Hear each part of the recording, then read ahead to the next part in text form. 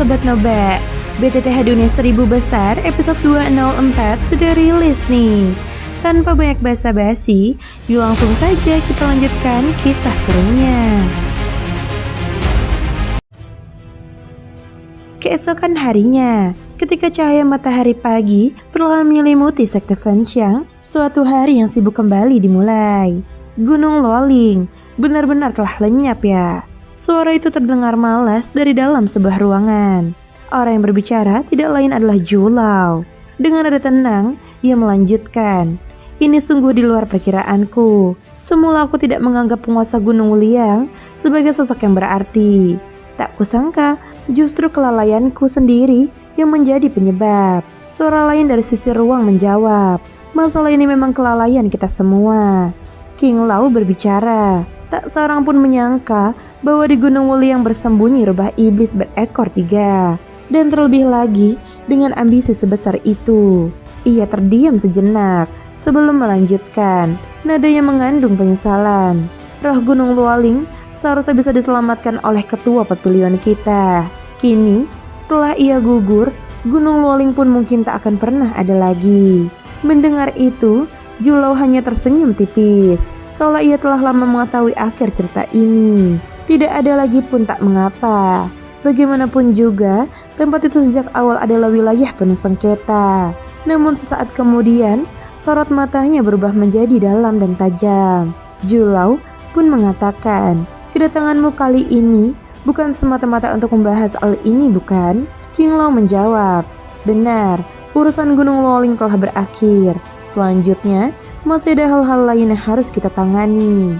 Julau membalas, langkah berikutnya adalah mengirim para murid ke tempat pelatihan tingkat 3, 6, dan 9. Di sana mereka akan mempelajari teknik bertarung dari masing-masing aula sebagai persiapan menghadapi kompetisi antar sekte Xuan Santian yang akan datang. King Lau mengangguk, tepat sekali. Namun sebelum itu, menurut ketua sekte, sekitar setengah tahun lagi akan muncul sebuah reruntuhan kuno.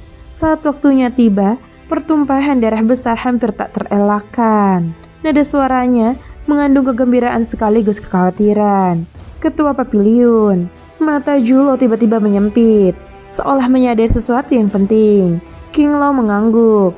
Benar, informasi ini langsung darinya. Ketua meminta kita bersiap sejak dini. Dalam ekspedisi reruntuhan ini, meskipun kita bukan pihak yang meraih keuntungan terbesar, kita sama sekali tidak boleh membiarkan Kekaisaran Xuanling mendapatkannya. Terlebih lagi, kondisi internal Kekaisaran Xuanling belakangan ini tidak stabil. Sepertinya akan terjadi peristiwa besar. Selain itu, rencana penyelamatan Yanqi sebaiknya dilaksanakan setelah pihak Kekaisaran Xuanling memasuki reruntuhan. Julau tiba-tiba memotong. Masalah ini harus menunggu hingga ketua sekte kembali untuk diputuskan. Ucapnya dengan tegas. Sorot matanya memancarkan ketajaman yang dingin. Setiap kali nama Yanqi disebut, emosinya selalu menunjukkan perubahan yang jelas. Baik, kita tunggu ketua sekte kembali, jawab King Lau sambil mengangguk pelan. Di seluruh sekte Fenxiang, selain ketua Fenxiang, baik dari segi pengalaman maupun kekuatan, Julau adalah sosok paling menakutkan. Oleh karena itu, meskipun King Lau menjabat sebagai wakil kepala Aula Langit, ia tetap menunjukkan rasa hormat yang besar kepadanya. Julau mengatakan, kembalilah. Hari ini seharusnya waktunya membawa anak-anak itu ke tempat pelatihan tingkat 3, 6, dan 9. Jangan sampai terlambat. King Lau menjawab sambil tersenyum. Baiklah, ia segera pergi. Setelah ruangan kembali sunyi, Julau bergemam pelan. Reruntuhan ya. Semoga kali ini tidak berakhir sia-sia. Ia mengepalkan tangan. Yanqi, apapun yang terjadi, kali ini aku pasti akan menyelamatkanmu. Utang budi masa lalu akan kubayar sekarang juga. Begitu kata-kata itu terucap, kekuatan spiritualnya langsung bergejolak. Ia mulai mengukir pola inskripsi inti dengan penuh konsentrasi, seolah sedang mengukir gulungan formasi pertarungan. Jumlah inskripsi inti itu mencapai puluhan ribu.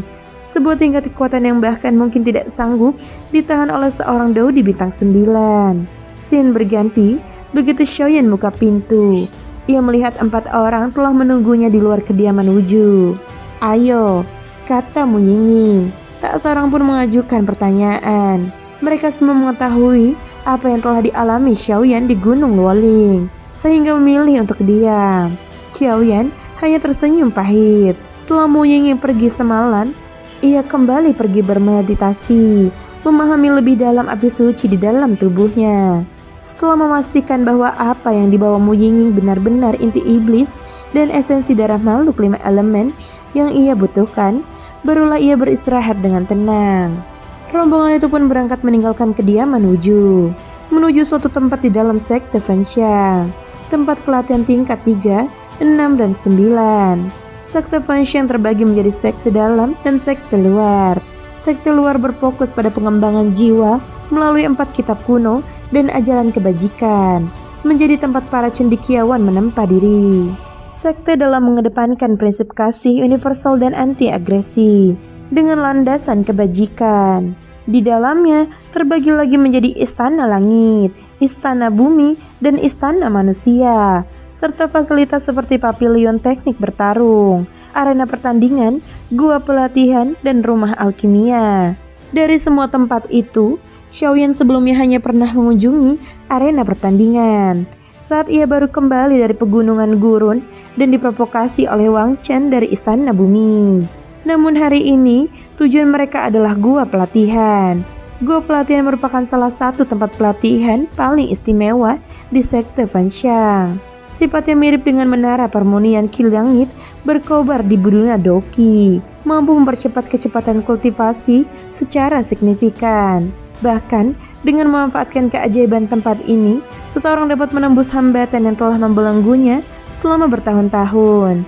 Inilah alasan mengapa gua pelatihan begitu dijunjung tinggi. Gua pelatihan terbagi ke dalam tingkatan 3, 6, dan 9. Tingkat pertama adalah yang terendah, sedangkan tingkat 9 adalah yang terbaik. Namun selama bertahun-tahun, hanya segelintir orang yang pernah memasuki tingkat 9. Di pintu masuk gua pelatihan, 2 penjaga bersenjata tombak berdiri tegak. 5 anggota tim Istana Bumi telah berkumpul di sana. Benar-benar keterlaluan apa yang sebenarnya dilakukan Xiaoyan dan kelompoknya. Gerutu Wang Chen.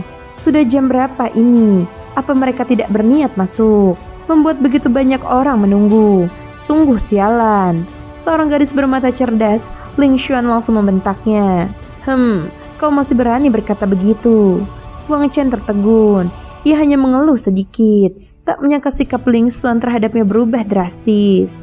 Dulu, gadis itu bahkan pernah meminta bantuannya. Namun kini begitu dingin, membuat hatinya terasa menusuk. Sudahlah, jangan ribut.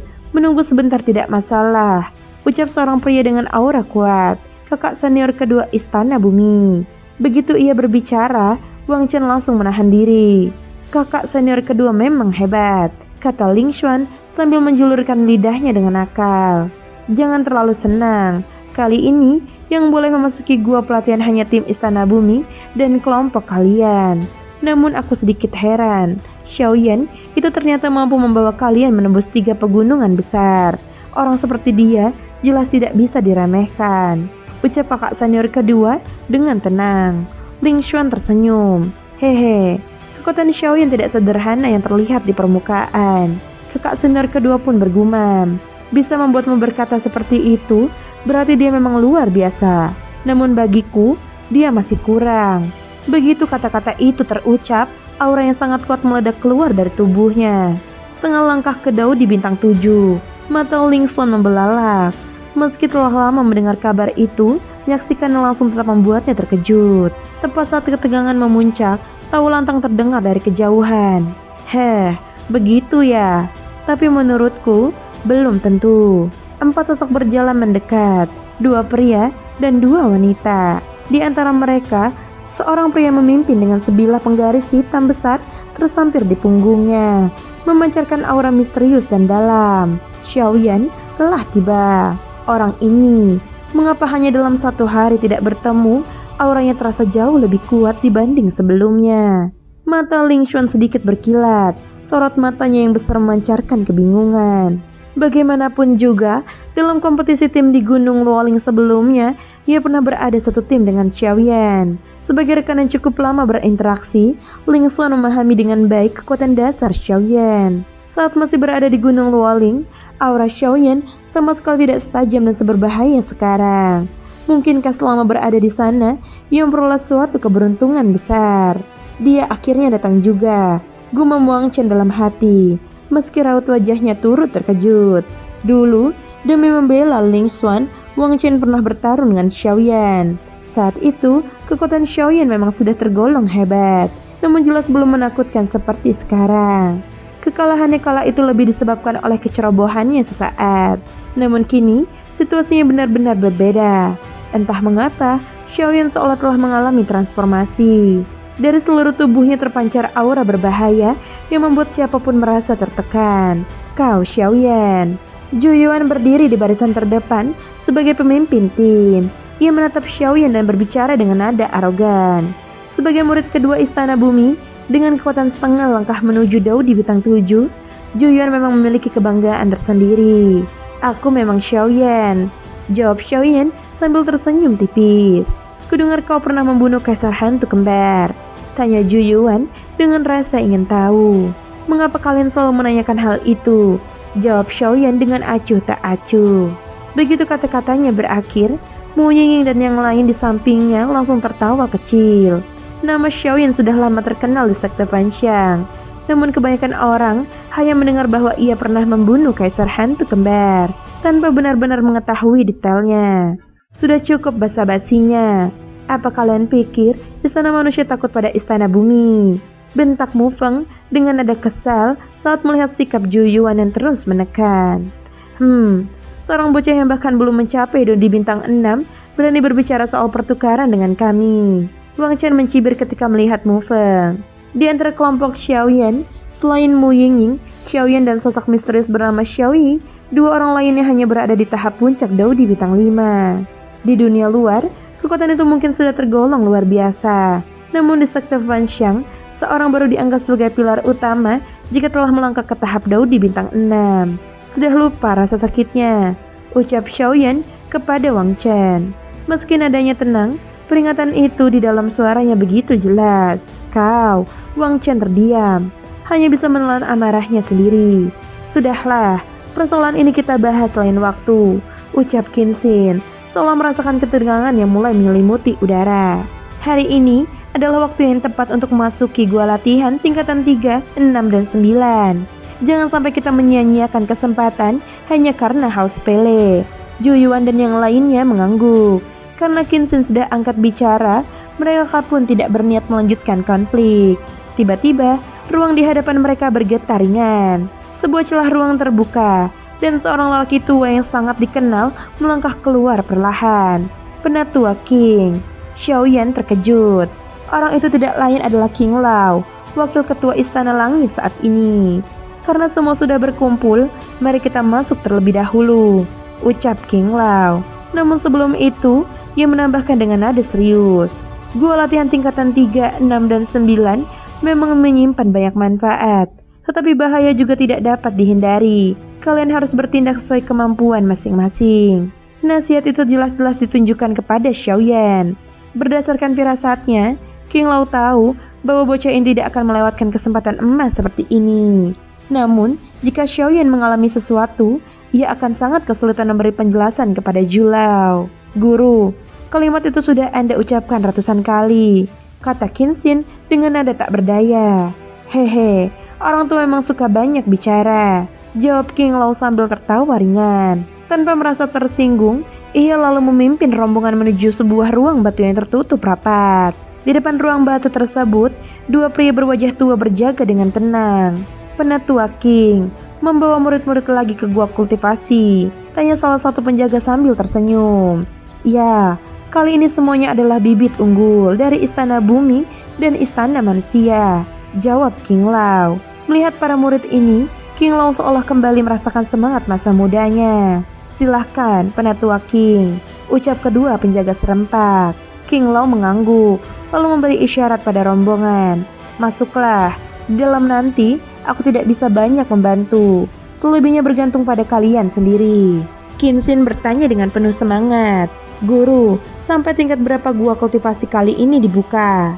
Bagi dirinya, Gua latihan adalah sarana terbaik untuk meningkatkan kekuatan. Gua latihan memiliki 9 tingkat. Beberapa hari ini, ke-9 tingkat dibuka penuh. Namun tetaplah berhati-hati. Jika memaksakan diri, kerugiannya bisa lebih besar dari manfaatnya. Sekarang, masuklah, ucap King Lao. Begitu kata-katanya berakhir, Juyuan dan kelompok Istana Bumi segera bergerak menuju ruang batu tersebut. Qinxin menoleh sekilas ke arah Xiaoyan dan berkata, "Jangan sampai tertinggal." Melihat betapa seriusnya penatua King dan antusiasme Juyuan yang setengah langkah menuju Dou di bintang 7, Xiaoyan pun mulai merasa penasaran. Ling Xuan menjelaskan, gua latihan ini tidak hanya memiliki metode kultivasi yang luar biasa, tetapi menurut legenda, jika beruntung, seorang bahkan bisa bertemu dengan para ketua sekte Fenxiang dari generasi terdahulu.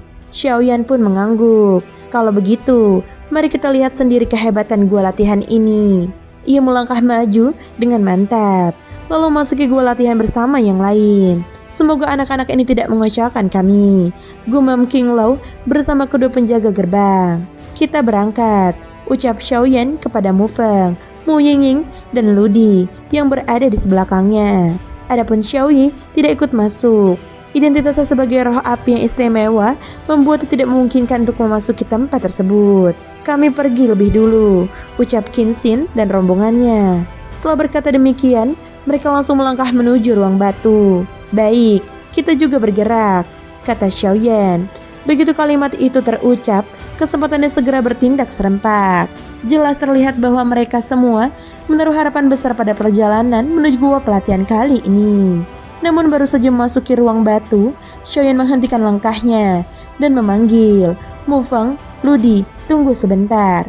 Keduanya tertegun dan menoleh ke arahnya. "Ambillah ini. Benda ini akan sangat membantu kalian saat menghadapi tribulasi nanti," ucap Xiaoyan sambil mengangkat tangannya. Cahaya samar berkilat, lalu dua benda misterius melayang ke tangan Mu Feng dan Ludi.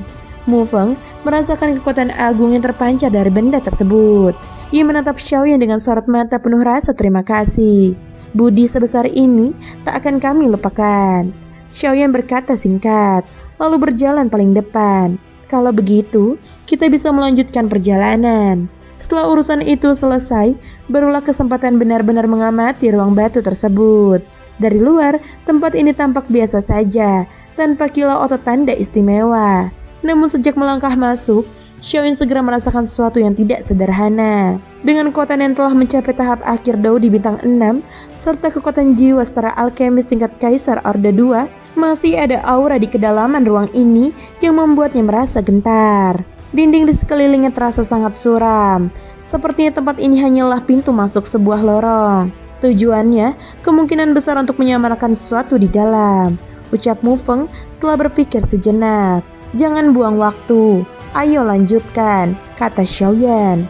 Pintu menuju gua pelatihan berada di ujung lorong. Suara tua King Lao tiba-tiba terdengar dari luar.